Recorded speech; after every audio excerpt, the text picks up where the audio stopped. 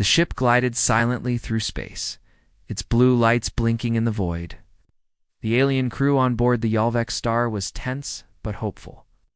It had taken years of planning, decoding human signals, and sending peaceful messages into the unknown. Finally, Earth had replied. Commander Velrix stood at the front of the control deck. His long fingers curled behind his back. His eyes, black and deep like ink, scanned the planet on the screen. "Is it true," he asked, "that Earth was once called a death world?" Lieutenant Nura, his second in command, hesitated. That was in their old files. Human history. But their recent messages are peaceful, open, kind. Velrix narrowed his eyes. Still, we must be careful.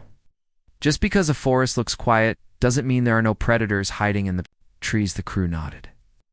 Velrix had seen too many peaceful missions turn deadly. Still, the High Council had ordered this. Make contact. Establish friendship, they had said. And so, here they were. The Yalvek Star descended through Earth's atmosphere, cloaked and silent. The ship hovered above a forest near the human region they called Montana. It was quiet, still, even beautiful. Trees reached toward the sky. A lake reflected the moonlight like a mirror. Velrix tapped his communicator. Send down the peace pod. Light weapons only. Let's make contact.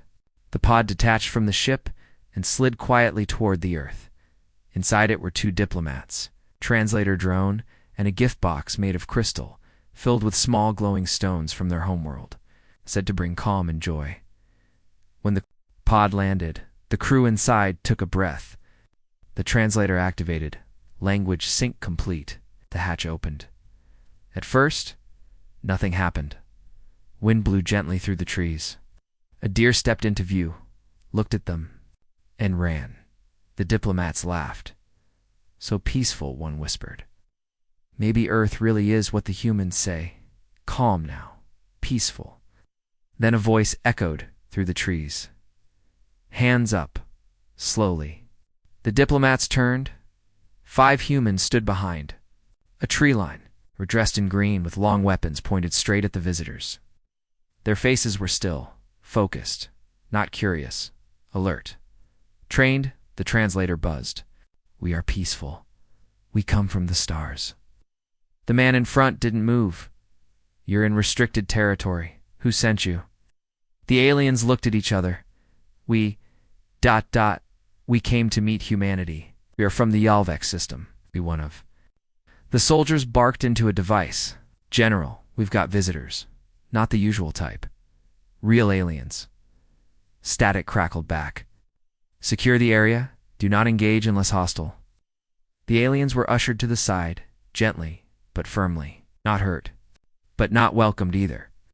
Velrix watched from the ship above. This isn't going as planned, he muttered.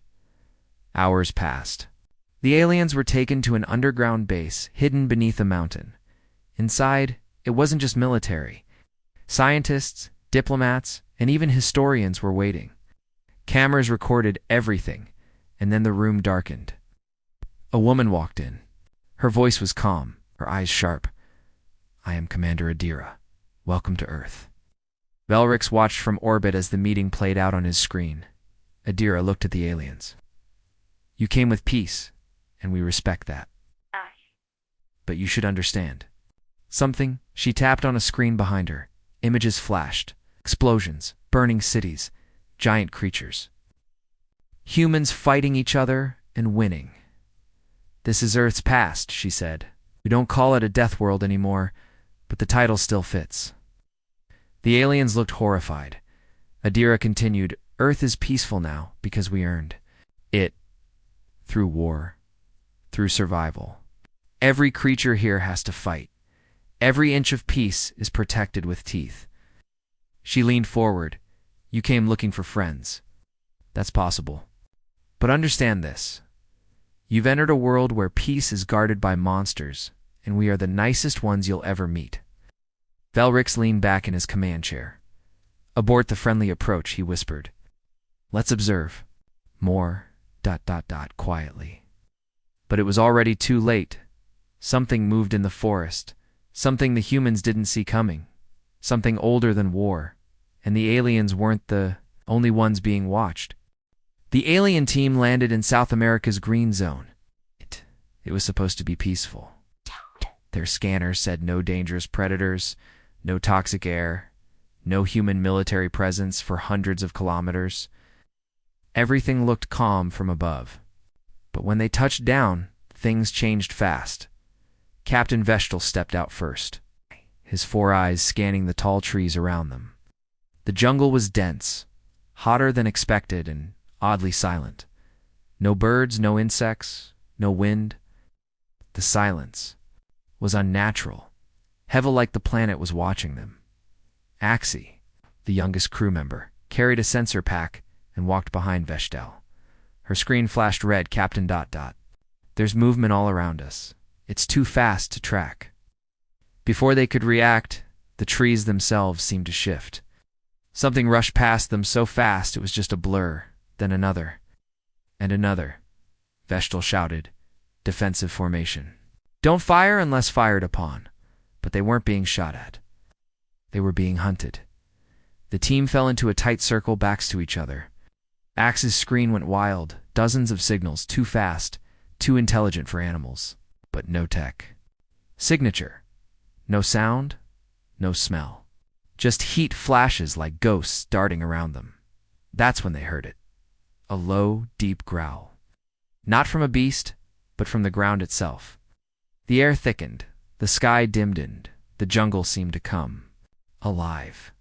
One by one, strange things began to appear, glowing mushrooms that pulsed like breathing hearts, vines that moved slightly when no wind blew, trees that dripped black sap that hissed when it hit the ground. One crew member, tech specialist Dren, stepped back and screamed. He had stepped into a patch of moss. In seconds, it crawled up his leg like it was alive. Vestal sliced the moss off with his energy blade. But Dren's leg was already burned, like acid had eaten through his suit. "This isn't nature," Axie whispered. "This place is ... wrong." They pushed deeper in, looking for higher ground. That's when they found the ruins. Ancient structures, stone carvings that looked human, but also not. Faces with extra eyes, teeth too sharp, hands too long. They weren't sure if it was human art or warnings. Inside the ruins, they found an old camera, human-made. It was still intact. The team gathered around as Vestal loaded the footage. The last image sent chills through every alien in the group. The video showed a human team running blood on their suits, screaming into their comms. Behind them was a blur of something massive, something with too many legs. One man turned to shoot and the thing swallowed him whole. Then the screen went black. Just one final message. If you find this, leave. Earth isn't what you think it is. The crew looked at each other.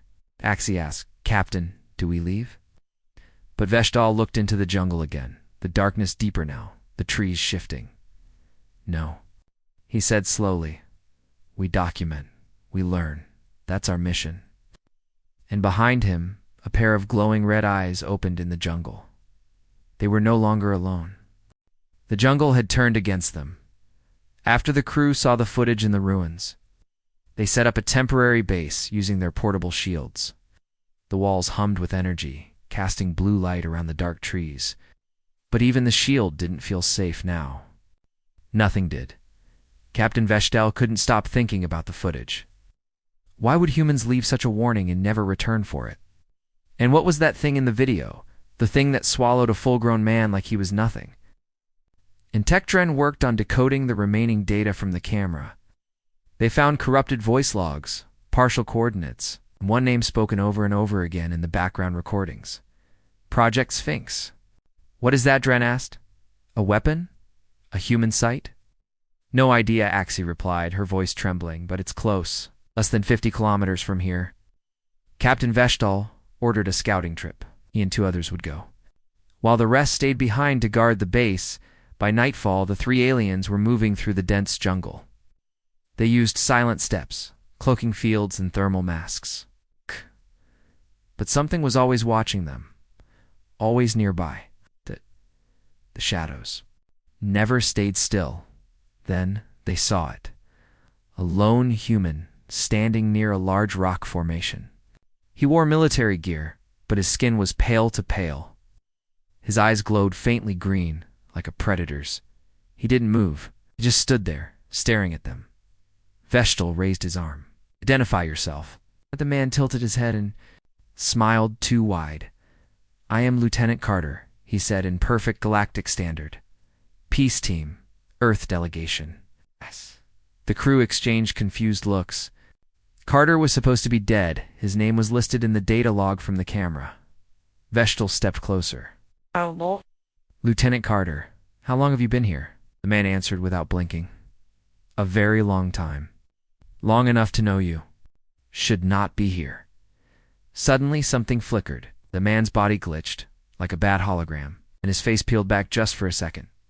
What was underneath wasn't human.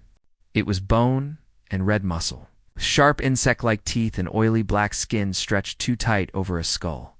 The crew fired instinctively. But the thing moved with impossible speed. It vanished into the trees, laughing. Like many voices speaking at once, back at base, HFY received a transmission from Vestal. It was scrambled, but clear enough to catch one thing. It's copying humans. Looks like them. It speaks like them, but it's not them. Before. The transmission cut off. She heard gunfire, screams, then silence. HFY stood frozen. Dren asked, "What now?" She turned slowly toward the jungle. A second transmission pinged her comms. It was from Captain Vestal, but it wasn't possible. He was already standing outside the shield, smiling, and his face was twitching. Dren froze.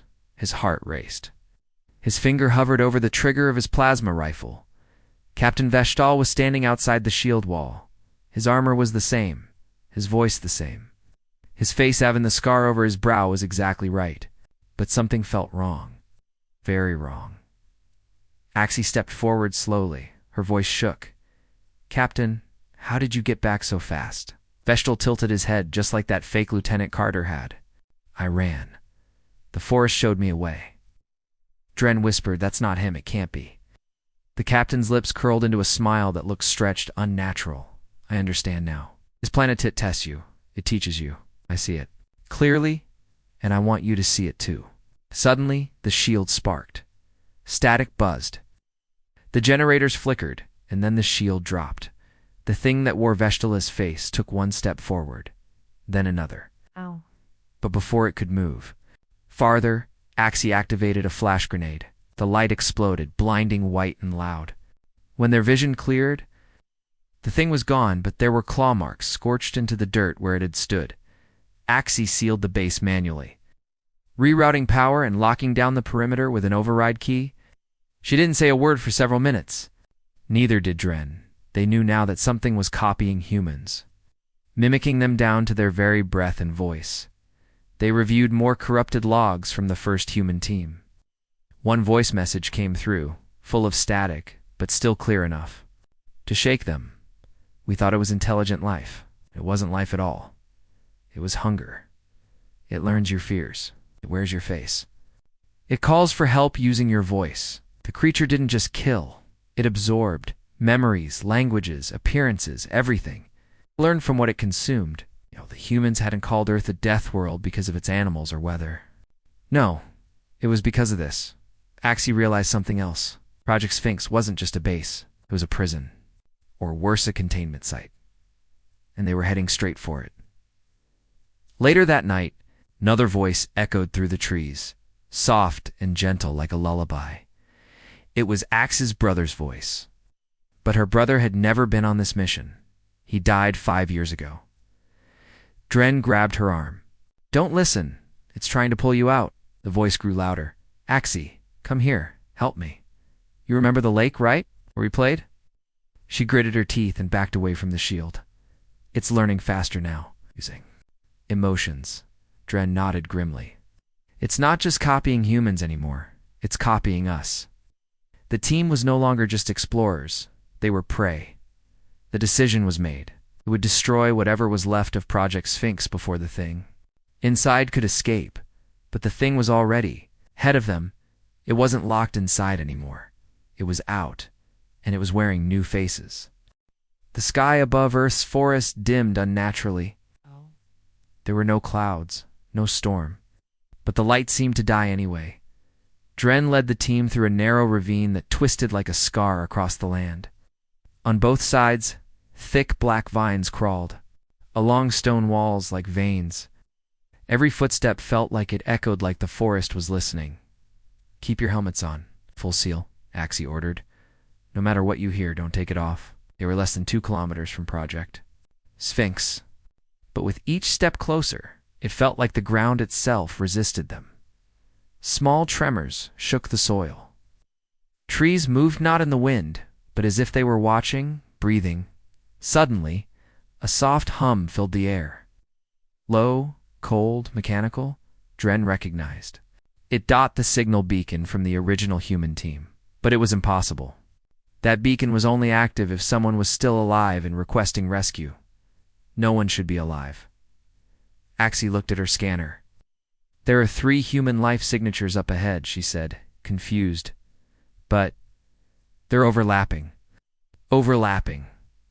The word sent a chill through the group. They emerged into a clearing where shattered satellite dishes and collapsed towers lay half-buried in moss. In the middle, the source of the beacon, and around it 3 human figures. They stood still, unmoving, as if frozen. Axie raised her rifle. "Identify yourselves." One of them turned. His face was smiling. Blood trickled from his ear. "We stayed behind, learned the truth. The world doesn't kill, it teaches." Another turned. A woman. Blonde hair soaked in rain. Her mouth moved, but the words were wrong, like 2 voices speaking at once. "Don't fear the forest. Fear leaving it." The third dropped to its knees. "We are ... one. We are ... many." Their skin began to crack. From inside each body, something darker than flesh pushed out, mimicking organs, bone, muscle. But the form was wrong. The eyes opened sideways. The smile stretched too far. Axie fired. So did Dren. The creatures screamed, not in pain, but in anger, like students corrected too harshly by a teacher. The forest around them seemed to roar. Branches, twisted roots exploded from the earth. The forest attacked, not with animals, but memories. The team heard voices. Loved ones, commanders, friends, their own childhoods whispered back at them. They ran, no formation, no planning, just survival. By the time they reached the edge of the outer wall of Project Sphinx, only 5 of them remained. The rest had vanished, taken by the forest, or worse, by the things. Axie stood before the buried doors of the human structure, discovered steel and shattered warning signs. One phrase was still clear and bold, faded red. "Do not open. Might Nighter who knocks," behind them. The forest moved. Something was coming. Not fast. Slow, patient. The kind of thing that knows you'll come to it eventually. Axie turned to her team. "More running, we find out what happened here." Dren looked behind them. "And if it's already too late," Axie gripped her rifle. "Then we make Earth remember why humans feared this place too." The heavy steel doors of Project Sphinx groaned as they slid open, releasing a gust of air that hadn't moved in years. It smelled like rust, ash, and something deeper, something dead. The remaining 5 aliens entered slowly, weapons raised. Hearts pounding, Dren's light flickered as it scanned the corridor ahead. Broken tiles, claw marks, and charred uniforms littered the ground. He recognized the old Terran warning signs plastered along the walls. Psychological hazard. Exposure beyond this point may cause permanent perceptual instability. "I thought this was a science facility," one of the soldiers whispered. Axie shook her head. "It was more than that. Look around. This place wasn't just abandoned. It was sealed on purpose. They moved deeper. The walls turned from dull steel to something else, black panels covered in alien glyphs, but not their kind of alien. This wasn't any known language from the wider galactic archives, it looked. Written by something human that no longer thought human thoughts. Suddenly, a voice echoed down the corridor. "Welcome back, Colonel Hayes." Axie froze. That was impossible. Colonel Hayes was the original human leader of Project Sphinx. He was declared dead over a decade ago. Do not be alarmed, the voice continued. Your genetic signature has been preserved. Your clearance remains active. Please proceed to the observation deck. It's just an AI, Dren said, though his voice was shaking. Residual program, but Axie's face was pale. Hayes didn't have children. There's no way it could have pulled a match. Team followed the corridor until it opened into a massive room, a giant glass dome buried under the surface. Outside, the forest roots had wrapped around it like fingers. Inside, rows of chairs faced a massive black sphere floating above a metal pedestal. The sphere pulsed gently, like it was breathing. Then it spoke, but not in words. Each member of the team felt something inside their minds. Memories, thoughts, regrets. It showed her own death. It showed Dren, a galaxy where humans never existed, and how cold everything was without them. I don't like this, one soldier whispered, dropping his weapon. I want to leave. The sphere pulsed brighter. No one leaves, it said, now in a soft, feminine voice.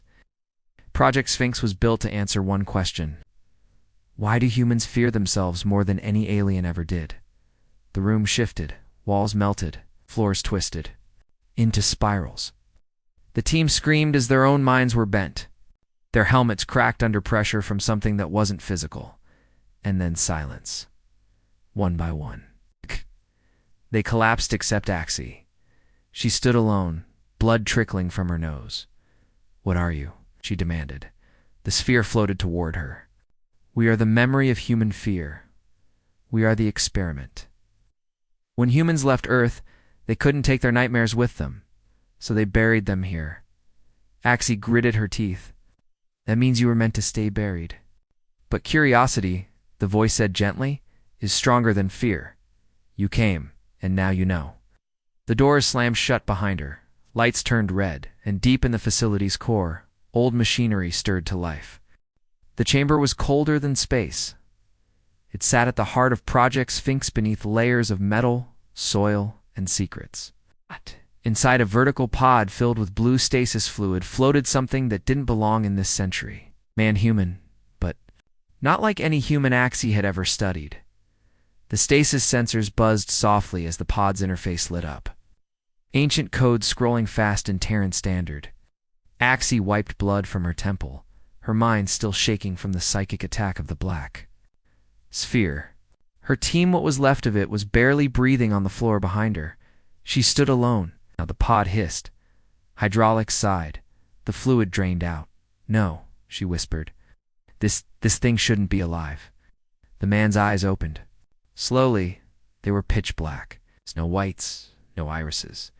He looked around the room and stepped out as though he'd only just left a meeting. His skin was pale, almost translucent. Scars ran down his arms. Symbols were etched into his bones, some glowing faintly. Who? Are you? Axie said, backing away. He didn't answer at first. Just looked down at his hands, flexing his fingers. Then he turned to her, his voice calm but emotionless. I am what Project Sphinx built to end the war before it started. There is no war anymore, she told him. It's been decades. Humanity is gone. He tilted his head. No, humanity hid. I was the failsafe. The last key. They built me for the day someone came too close to the truth. The room shuddered. Lights flickered again. Doors sealed. Security protocols activated. Dren coughed from behind, lifting his head. Axie, run. But the man, if he even was. A man looked down at him with a flicker of recognition. I remember you, he said, though it made no sense. Your species was there when the Council tried to strip Earth from the stars. You're a weapon, Axie said flatly. Relic. I'm Justice, he answered, and with that, the facility's entire structure began to respond. Metal walls moved like they were alive. Machinery rose from the floors. Human machines advanced beyond anything in the current galactic agery, booted and hummed to life. The sphere above flickered, retreating into the walls like it feared what had awakened. You shouldn't be awake, Axie said. The galaxy isn't ready for whatever you are. He walked toward her slowly. That's not your decision anymore, then. Whose is it? She snapped. His eyes glowed. The humans who are still watching. And then the screen on the far wall lit up. A live video feed from somewhere in deep space. A Terran. Warship. Undamaged. Operational. Flying the old Earth flag. They had never left. They had simply been waiting. The signal blared across hundreds of frequencies, like a heartbeat waking from a long sleep. Every alien ship in orbit, military, diplomatic, or research, picked it up at once. Even the ones that tried to block it couldn't silence it. Transmission. Origin. Earth system. Sender. TSS Leviathan. Message. Protocol judgment has begun. Above Earth, a silence spread, cold and wide as the hidden Terran fleet uncloaked one by one. Massive vessels older than most civilizations still breathing. Battle scars from the old war covered their hulls like metals. They hadn't aged. They hadn't rusted. They were waiting. And now, the Leviathan had spoken. Inside the ancient Earth facility, Axie stared at the awakened human. He had not told her his name. He only said one thing before the room locked itself down. They will judge your galaxy. She hadn't believed it until now. The Alien Alliance had always thought Earth was a peaceful world, abandoned and broken by war. They studied it, pitied it, feared it a little, but they never understood why its surface remained untouched. Why no colony ever succeeded. Why no probe lasted more than hours on the surface. It wasn't because Earth was dead. It was because Earth had become sacred. A trap set by humans themselves. A warning, a grave, and a throne. The Council fleet opened fire. Missiles, plasma beams, matter disruptors, thousands of years of alien technology unleashed at once against the Leviathan and its sister ships. Nothing landed. The Terran vessels absorbed the energy, shifted mass, folded gravity then. Without a sound, they answered. One by one, the attacking ships blinked out of existence. Not destroyed, erased, not even wreckage remained. Just cold silence where once there had been captains, warriors, fleets. Axie screamed, begging the human to stop. He turned to her, not angry. It's not cruel, just ... resolved. This is not revenge, he said. This is memory. What did we do? She cried, why is this happening? You woke up something you weren't meant to. You studied a death world, thinking it was weak. You walked on graves and laughed. You brought weapons and cameras, not peace. She yelled, we only wanted to learn. That was your mistake. Outside. The Earth's crust cracked in several places. Not from destruction, but design. From beneath the surface. Ancient towers rose glowing with human symbols older than any modern alphabet. AI cores, godlike in scale and power, came online. Planetary defense systems from a civilization that had once rewritten the laws of physics activated. The humans had prepared Earth, it's not just to survive, but to remind the stars that it had conquered death itself. The human looked upward. His voice echoed in frequencies beyond sound. Let it be known, Earth is not a planet. It is a judgment engine, and humanity remembers everything. Axie, tears in her eyes, dropped to her knees. What happens to us now?